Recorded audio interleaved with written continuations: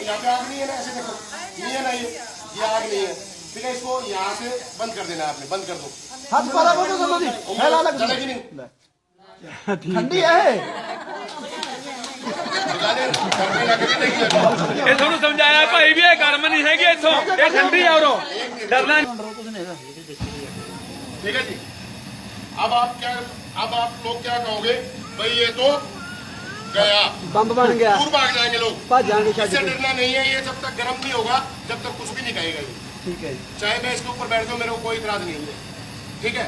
कोई गल वाली बात, डरने वाली बात नहीं है। अब इसमें पानी डाल के दिखाता हूँ मैं आपको, डालो भैया तो कुछ ला, ऊपर डालो भैया। ਲੜੋ ਭਾਈ देखो जी, ऐसे पानी फेंकते हैं लोग, थोड़ा सा ऐसे ही फेंकते हैं, इसमें फेंकते हैं, ਬੁਝਦਾ ਨਹੀਂ ਹੈਗਾ ਵੀ ਪਾਣੀ ਨਾਲ ਪਾਓਗੇ। मिट्टी डालेंगे तो भी नहीं बुझेगी। आपने कुछ भी नहीं करना, इसको ऐसे करना भैया, ये दिखाई दे रहा है, देखो वही चीज है, सेम कंडीशन है, डरना नहीं है बिल्कुल भी इससे। ऐसे करके ऐसे करना,